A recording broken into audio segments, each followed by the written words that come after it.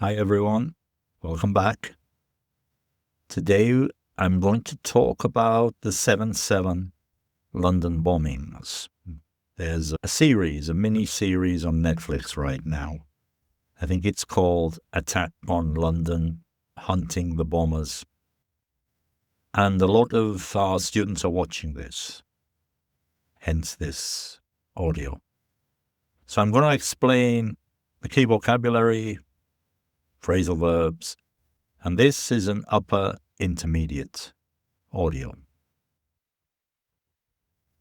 On the morning of 7th of July 2005, a normal summer day, 4 suicide bombers. Suicide bombers are people who kill themselves while carrying out a terrorist attack. So this normal summer day in London was turned upside down. Turned upside down means completely disrupted. So the suicide bombers, they set off. This is a phrasal verb. They activated. They set off explosives on London Underground trains and a double-decker bus, a 2-story, 2-level bus. The explosions killed 52 innocent people and injured more than 700 others. This was the first time such a deadly terrorist act had taken place on British soil, which means in the UK, on British soil. Many commuters, these are people travelling to work, many commuters were still excited about the good news from the day before. It had been announced that London had won the bid to host the 2012 Olympic Games. But that morning, the city was thrown into chaos. Everything became disorganized and dangerous very suddenly. So what happened? Well, just before 9 a.m., 3 of the bombers, each carrying a rucksack full of explosives, a backpack containing bombs, they boarded separate underground trains. One bomb exploded between Liverpool Street and Aldgate, and another between Edgware Road and Paddington. Then a third between King's Cross and Russell Square. And the last one there, the one between King's Cross and Russell Square, that was the deadliest. That killed 26 people. An hour later, a 4th bomb went off, on a bus at Tavistock Square, killing another 13 people. And the image of that red London bus, with its roof blown off, became the symbol of the tragedy. People covered in blood and dust emerged from tunnels, came out of the dark tunnels. And they were obviously confused and frightened. Emergency services rushed in. They arrived quickly to help. They rushed in, and the entire underground network was shut down. And almost all bus services were also suspended, stopped. Thousands of Londoners were left stranded. They had no way to get home. They were left stranded. With mobile phone networks overloaded, this means unable to handle the huge number of calls. The networks were overloaded. People tried desperately to reach family and friends. And meanwhile, the authorities scrambled to piece together. A phrasal verb, meaning they tried quickly to understand or explain they scrambled to piece together what had happened. In the aftermath is the period following a terrible event. People were in shock. Many of the victims were just ordinary people from different backgrounds, including people from the UK, Poland, Ghana, Vietnam, and Turkey. For example, Arthur Frederick, a 60-year-old museum guard, and Marie Hartley, a mother of two, lost their lives. They died. Everyone who died obviously had a plan for the day. They were just in the wrong place at the wrong time. This means they were affected by something bad due to pure chance. Amid the horror, there were stories of courage and survival. One survivor, for instance, Martine Wright, she lost both her legs, but later she competed in the London 2012 Paralympic Games. She showed that what doesn't kill you makes you stronger. This is a saying. It means hardship, difficulties can make people more resilient, stronger. What doesn't kill you makes you stronger.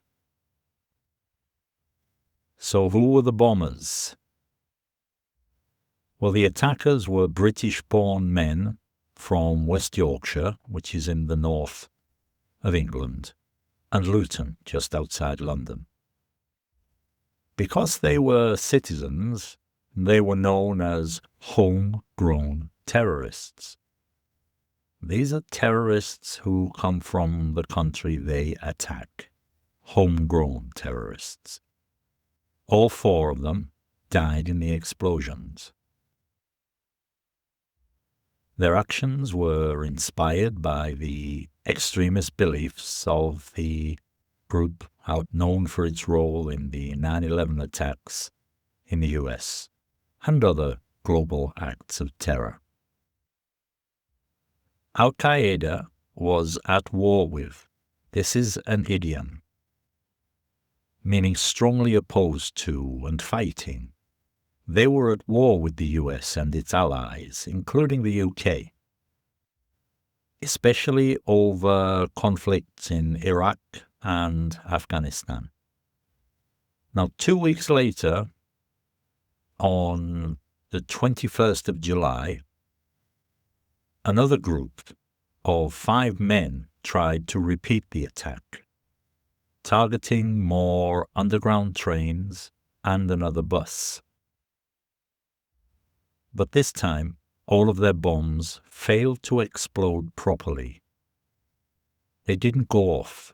They didn't explode. They failed to explode properly. One man even threw away his device. He dumped it in a park. He threw it away. The group went on the run. This is an idiom, meaning they escaped from the police. But they were soon caught and sentenced.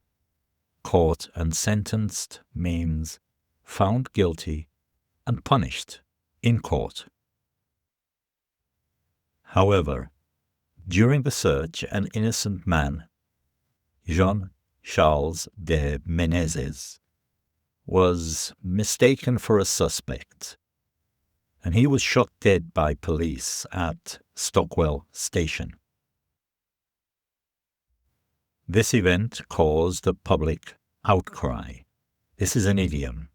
It means strong anger from the public, a public outcry, especially after the police's explanation was found to be false. There was an impact on British Muslims. Although Muslim leaders quickly and clearly condemned, they strongly criticized, they condemned the bombers. The Muslim community still faced a wave of Islamophobia This is prejudice against Muslims.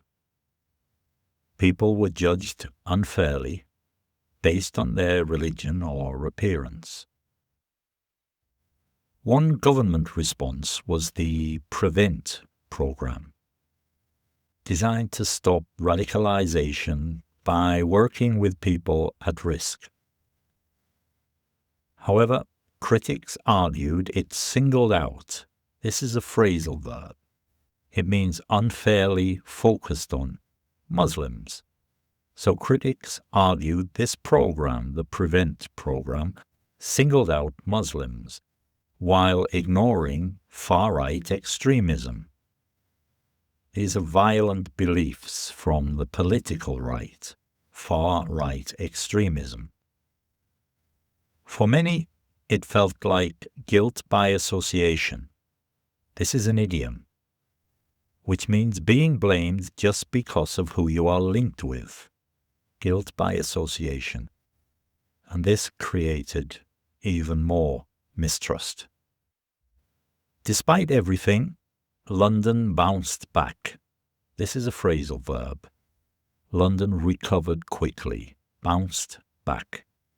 Public transport was mostly running the next day. Many Londoners continued with their lives as normally as they could. There's a saying here, the show must go on, meaning life doesn't stop.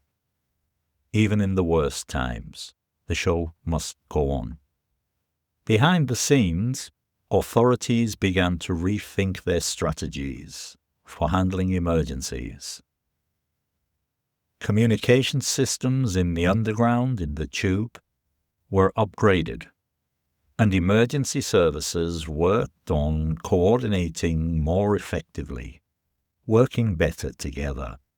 They worked on coordinating more effectively. Some say the event was a wake-up call. This is an idiom, a shocking event that makes people realize something needs to change. A wake-up call for national security. In the face of terror, many Londoners chose to show solidarity, unity, support for each other, solidarity. A web designer named Alfie Denon created a site called We Are Not Afraid, where people from all over the world posted messages and images to stand against fear. A week after the attack, stickers with this phrase, "We are not afraid," appeared across the city, even worn by staff working on the underground. The message was clear. You can knock us down, but you can't keep us down. Saying people may be hurt, but we'll get back up and continue their lives. You can knock us down, but you can't keep us down. When another attack hit London Bridge in 2017, this same image resurfaced on social media, a reminder that the spirit of resistance hadn't faded, hadn't gone away. This is listen.com.co. Thank you for listening today. Until next time, bye-bye for now.